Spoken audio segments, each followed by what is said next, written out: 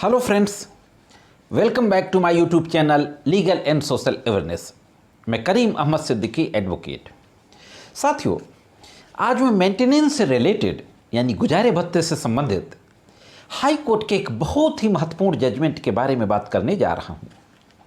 जब मेंटेनेंस की कानून की बात आती है तो यह समझा जाता है कि ऐसी महिला जिसके पास अपनी आय का कोई स्रोत नहीं है, जिसके पास खुद का भरण पोषण करने के पर्याप्त साधन नहीं हैं, ऐसी महिला अपने पति से मेंटेनेंस क्लेम कर सकती है। हाँ दोस्तों, क्रिमिनल प्रोसीजर कोड के सेक्शन 125 के तहत भरण पोषण प्राप्त कर सकती है। लेकिन अभी इलाहाबाद हाई कोर्ट के द्वारा एक महत्वपूर्ण आदेश पारित कर दिया गया है।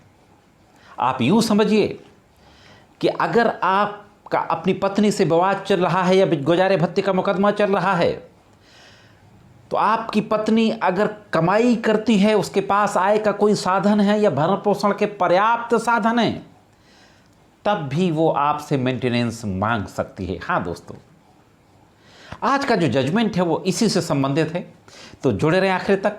देखते हैं कि संपूर्ण मामला क्या था और हाईकोर्ट के द्वारा किस तरीके का जजमेंट पारित किया गया। ये लखनऊ का मामला है। एक महिला के द्वारा अपने पति के विरुद्ध 125 के तहत एक सूट फाइल करके मेंटेनेंस क्लेम किया जाता है। जब हस्बैंड कोर्ट में हाजिर होता है तो हस्बैंड के द्वारा कई तरीके की बातें कही जाती हैं कि पत्नी के पास आय के पर्याप्त साधन हैं, पत्नी कई सालों से अलग रह रही थी, बच्चों को पढ़ा लिखा रही थी, अपना भरण पोषण कर रही थी।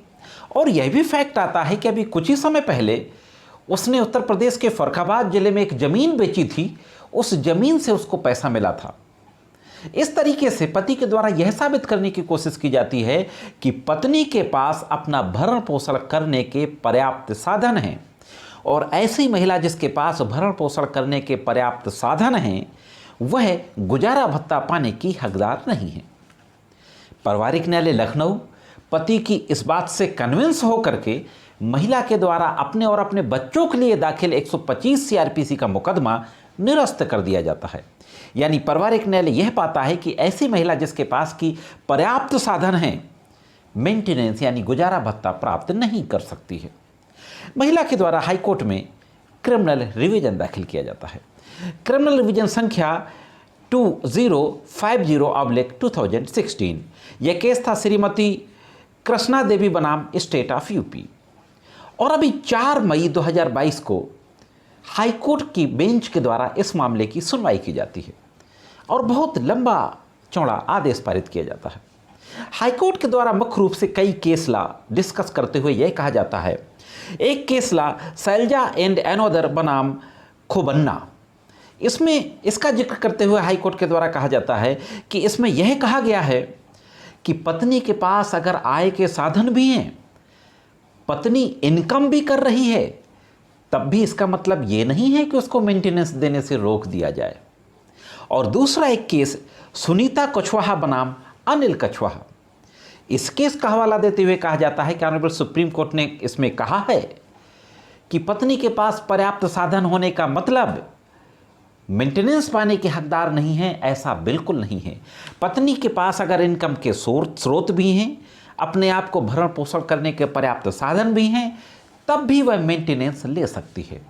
और आखिरी में एक महत्वपूर्ण केस जो पिछले साल सुप्रीम कोर्ट के द्वारा डिसाइड किया गया, एक इंपॉर्टेंस गाइडलाइंस की गई मेंटेनेंस के केस के संबंध में, रजनीश वर्सेज नेहा का केस, उसका जिक्र करते हुए भी कहा जाता है कि रजनीश के केस में सुप्रीम कोर्ट के द्वारा यह कहा गया है कि पत्नी को अपने पति के जीवन स्तर के बराबर जिंदगी जीने का अधिकार है, और पत्नी अगर कुछ कमा रही है, उससे उसको थोड़ा बहुत कुछ मिल रहा है और किसी तरह अपनी ज़िंदगी जी रही है, इसका और उसका पति एक अच्छी खासी लाइफ स्टाइल व्यतीत कर रहा है, तो इसका मतलब ये नहीं कि ऐसी पत्नी को गुजारा भत्ता पाने का हक नहीं है, अधिकार नहीं है। इस तरीके से तमाम केस ला का जिक्र करते हुए फाइनली जो कहा जाता है कि पत्नी को पूरा अधिकार है, उस पत्नी को भी जिसके पास की अपने आप का भरण पोषण करने के पर्याप्त साधन हैं, उसको भी अपने पति से गुजारा भत्ता पाने का अधिकार है। इस पर्टिकुलर केस में इलाहाबाद हाईकोर्ट के द्वारा कुछ और बातें कही जाती हैं। यह कहा जाता है कि फैमिली कोर्ट ने यह समझने में गलती की कि उसको फर्रुखाबाद की ज़मीन बेचने से पैसा मिला था, इसका मतलब उसके पास पर्याप्त साधन हैं, लेकिन इस तथ्य को नहीं देखा पारिवारिक न्यायालय ने कि उसी पैसे से तो अपने बच्चों का भरण पोषण कर रही थी।